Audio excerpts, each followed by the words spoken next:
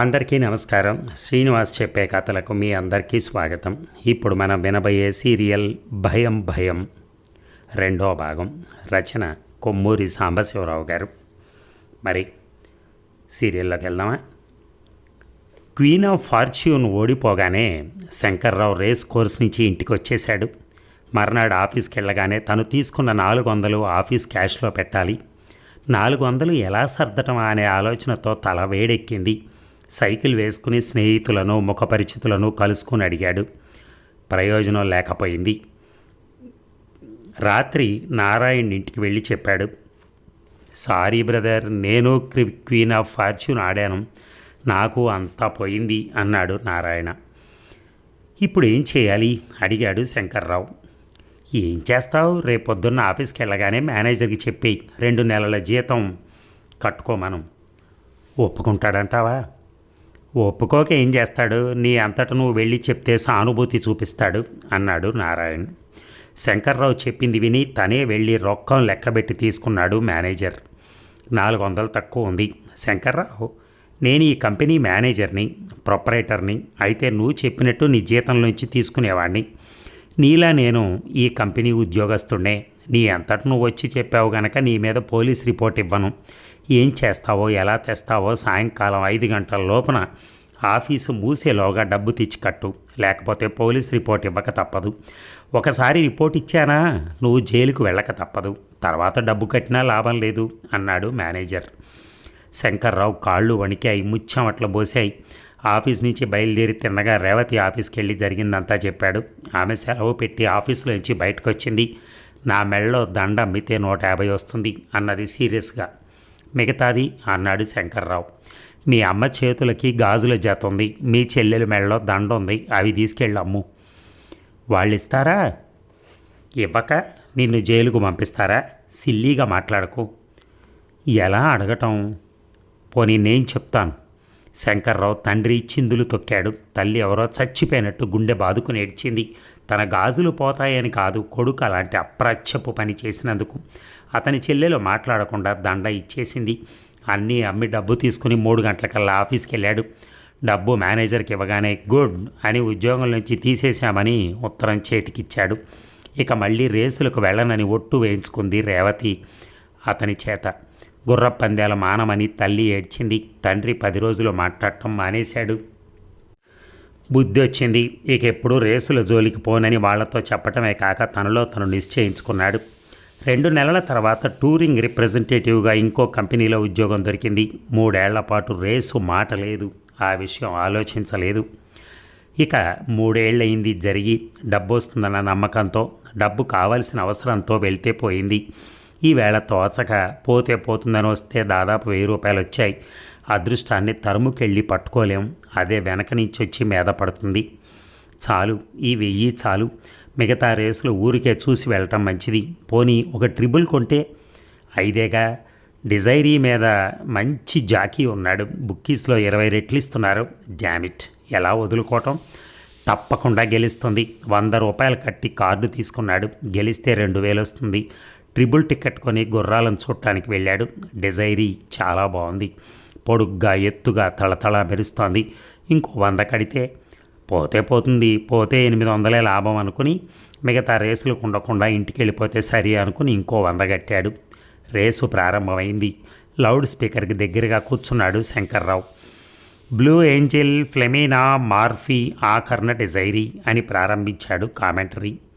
Race అవుతోంది. డిజైరీ ఆఖరణ ఉందని నిరసించలేదు శంకర్రావు. డిజైరీ అంతే, ఆఖరణ ఉండి చివరికి ఒక కురుకులో వచ్చి గెలుస్తుంది. Desiree moving on the outside, Mabel, Desiree Mabel, Desiree అన్నాడు కామెంటర్. డిజైరీ గెలిచింది. శంకర్రావు అదృష్టం. బుక్కీకి కార్డు ఇచ్చి 4200 తీసుకున్నాడు. అప్పటికి లాభం 5000. చాలు, ఒక రోజుకు చాలు. రేవతికి ఏం కొనాలి? ట్వింకిల్ నైలాన్ చీర 50కి వస్తుంది. అంతకన్నా మంచి ప్రెజెంట్ ఇవ్వాలి. 2 నవర్సుల బంగారం దండ కొంటే సరి. మురిసిపోతుంది. న్యాయం కూడా. ఏ గుర్రాల వల్లనైతే తన మెళ్ళలో బంగారం ఇచ్చేసిందో ఆ గుర్రాల వల్లే రేవతి మెళ్ళలో బంగారం దండ రావాలి. అమ్మకు పట్టుచీర కొనాలి. పాప 30 ఏళ్ల క్రితం ఎప్పుడో పెళ్లిలో పెట్టిన పట్టుచీర కట్టుకుని పేరంటాలకు వెళ్తోంది. 150 పెట్టి జరీ పువ్వుల పట్టుచీర కొనాలి. నాన్నకి గ్లాస్కో పంచెలు, సిల్క్ లాల్చి, దంతం చేతికర్ర, మంచి చెప్పులు. చెల్లాయికి జేబులో రోట్లు దోపుకుంటూ ఊహా ప్రపంచంలో ఉన్నాడు. జేబులు నిండిపోయాయి. ఇంకా గెలిస్తే డబ్బు దాచుకునేందుకు చోటు కూడా లేదు. ఇక డబ్బు జేబులో పెట్టుకున్నప్పుడు ఈ రోజుకి ఇది చాలు, ఇక ఆడొద్దు, ఇంటికి వెళ్ళిపోదాం అనుకున్నాడు శంకర్రావు. 5 నిమిషాల తర్వాత మనసు మారింది. ఇవాళ తన అదృష్టం బాగుంది. తను ఏ గుర్రం మీద కడితే ఆ గుర్రం వస్తోంది. ఇంకా డబ్బు వస్తుందేమో. రేసు పుస్తకం తిరగేస్తూ బుకీస్ రింగులో నిల్చున్నాడు. ఇదేమిటి స్కైహిక్ ఈ క్లాసులో పరిగెత్తుతుందేమిటి? ఇది వరకు 1వ క్లాసులో ఉన్న గుర్రం కదా.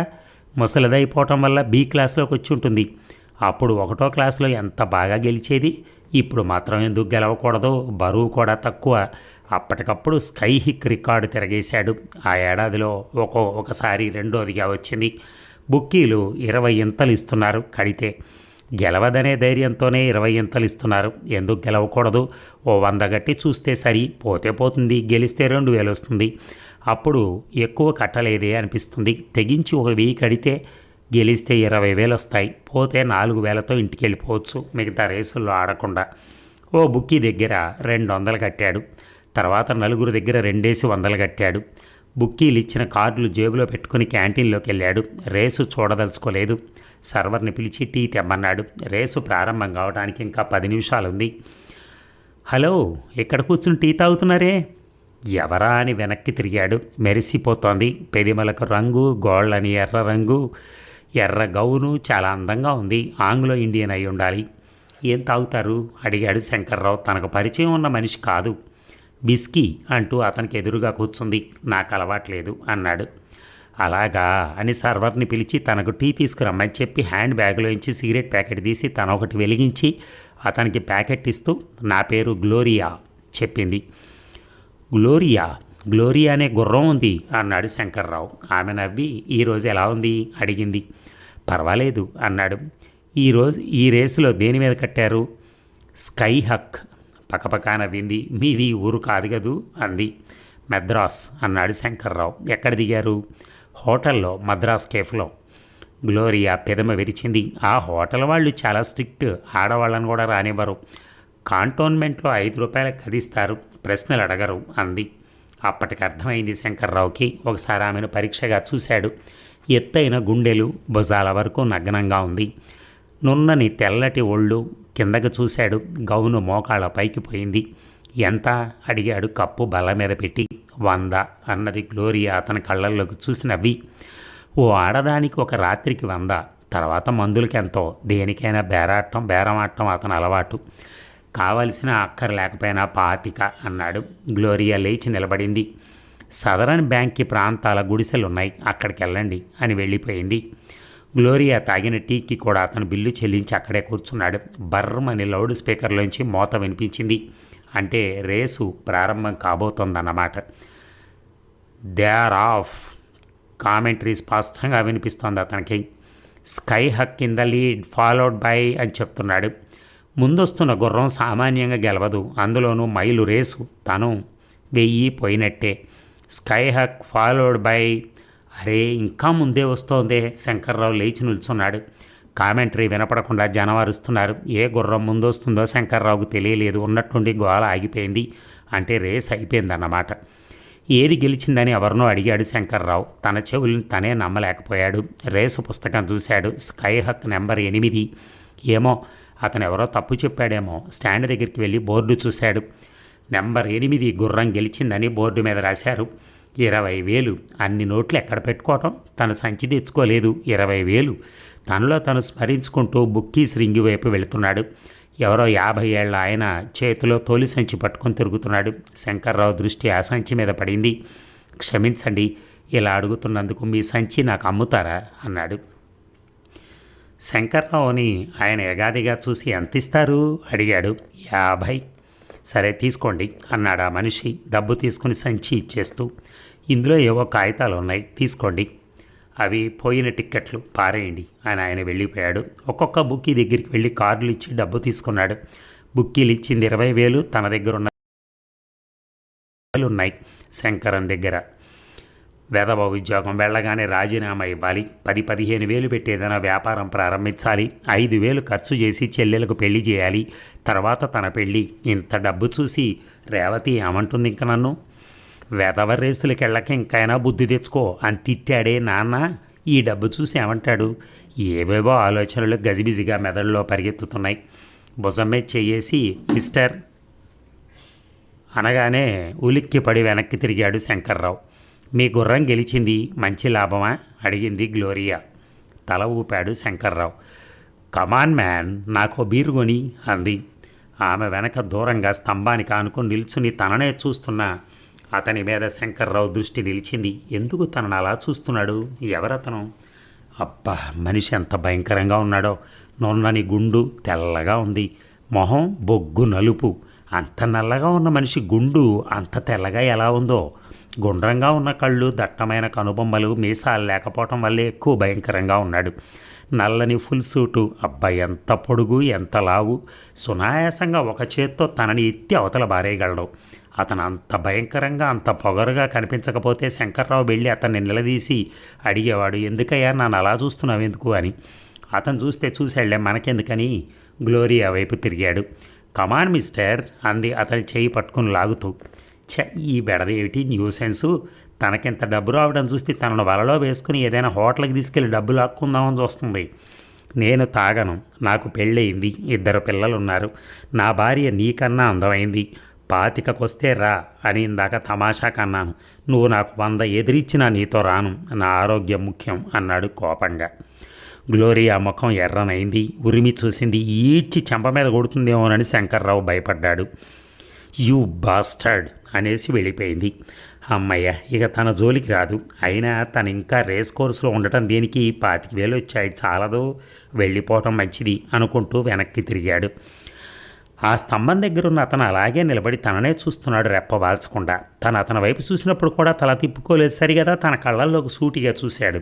తనే దృష్టి మార్చేసుకుని రేసు పుస్తకం జేబులోంచి తీసి 2 నిమిషాలు చూసి మళ్ళీ స్తంభం వైపు తిరిగాడు. గ్లోరియా అతని పక్కన నిల్చుంది. అతనితో ఏదో చెప్తోంది. అతను తననే చూస్తున్నాడు. గ్లోరియా అతని మనిషి అన్నమాట.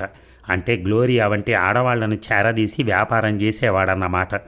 గ్లోరియా తన మీద ఫిర్యాదు చేస్తూ ఉంటుంది. వాడి మొహం, ఇంతమంది ఉండగా వాడు తన్నేం చేయగలడు? అయినా తను వెళ్ళిపోతున్నాడుగా, ఎలా వెళ్ళటం? 3వ రేసు అయిపోగానే సాధారణంగా ఎవరూ వెళ్ళిపోరు.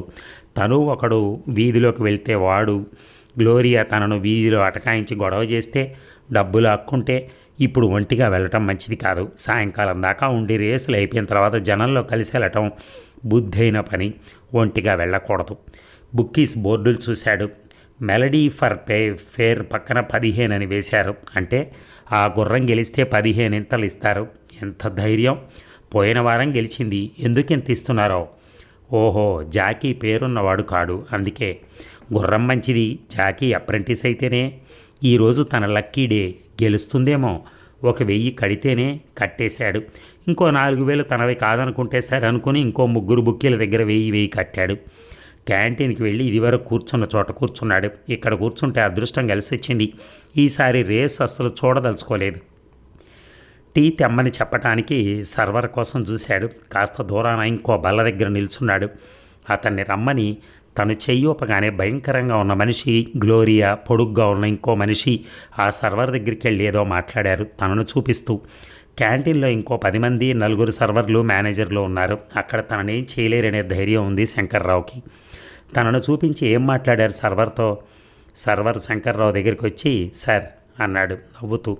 వాళ్ళు నీతో ఏం మాట్లాడారు అడిగాడు శంకర్రావు. ఎవరు? వాళ్లే, ఆ 3. ఏం మాట్లాడతారు? ఏం కావాలో చెప్పారు. వాళ్ళెవరు అసలు? నాకేం తెలుసు, మీలాగే రేసుకొచ్చారు అన్నాడు సర్వర్ నవ్వుతూ. శంకర్రావుకు అనుమానం కలిగింది. టీ తెమ్మని చెప్పాడే కానీ ఆ సర్వర్ తెచ్చే టీ తాగదలుచుకోలేదు. సర్వర్ వాళ్ళ మనిషో లేక డబ్బు ఆశ చూపించి వాళ్ళ మనిషిగా చేసుకున్నారో, టీలో ఏదైనా మందు కల్పిస్తే రేపు పుస్తకం చూసుకుంటున్నట్టు నటిస్తూ ఒక్కంట వాళ్ళని కనిపెడుతున్నాడు. రేసు పుస్తకం చూసుకున్నట్టు నటిస్తూ.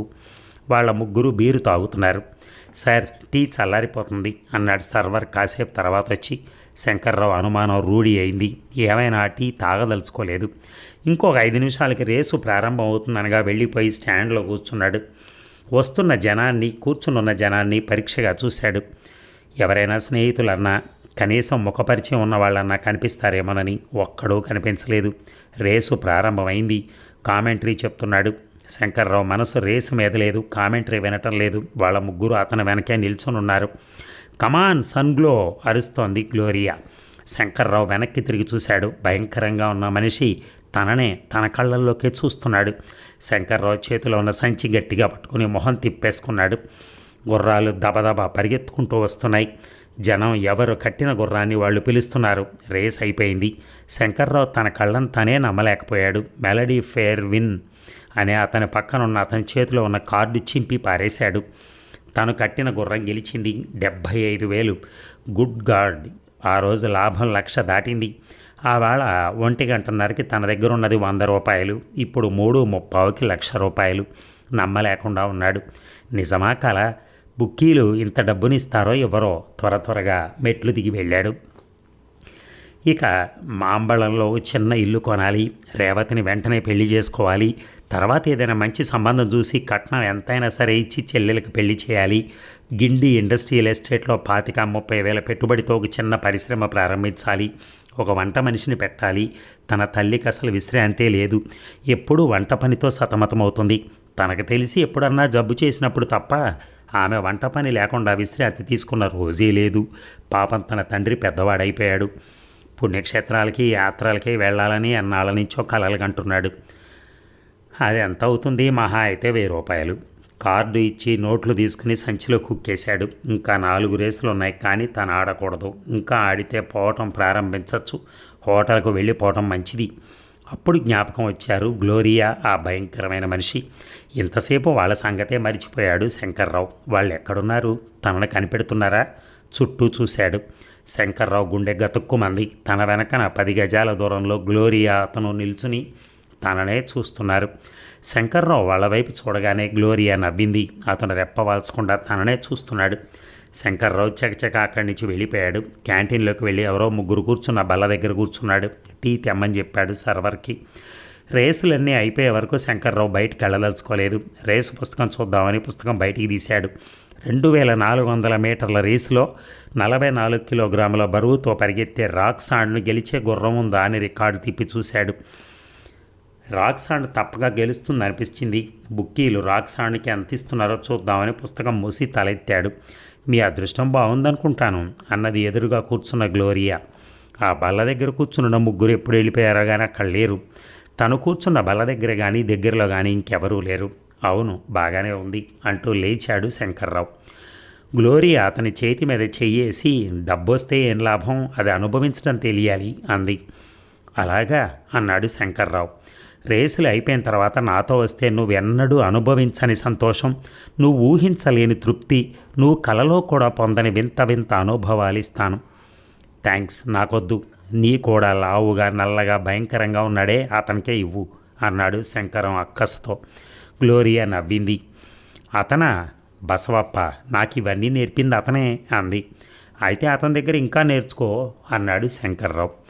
మిస్టర్, బసవప్పని గురించి అలా మాట్లాడకు. అతను విన్నాడంటే నీకు మూడుతుంది. అతను ఎవరో నీకు తెలియదు అన్నది గ్లోరియా రహస్యంగా.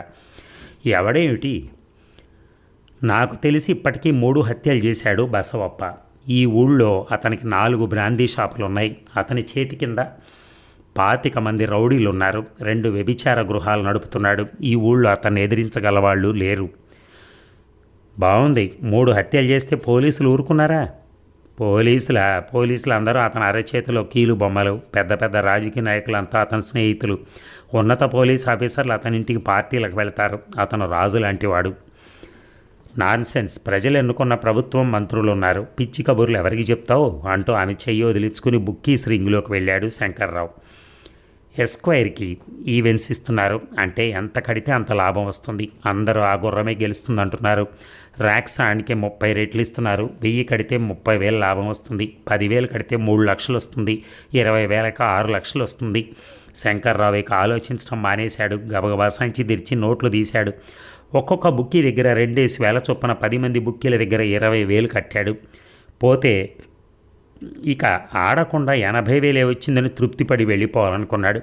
తలుచుకుంటే అతనికే ఆశ్చర్యంగా ఉందో, గుర్రం మీద 20,000 ఆడాడు అతను. అరగంటలో 20,000 పోవచ్చు. ఎక్సైట్మెంట్తో రక్తం పోటు ఎక్కువైంది. నడుస్తుంటే కాళ్ళు తడబడుతున్నాయి. స్టాండ్లోకి వెళ్ళి కూర్చున్నాడు. ఇంకో 10 నిమిషాల్లో రేసు ప్రారంభమవుతుంది. అదృష్టం బాగుండి ర్యాక్సాండ్ గెలిస్తే 6 లక్షలు వస్తాయి. అంత డబ్బు తీసుకుని వాళ్ళని తప్పించుకుని తను రేస్ కోర్సులోంచి వెళ్ళటం ఎట్లా? ఇక సందేహించకూడదు.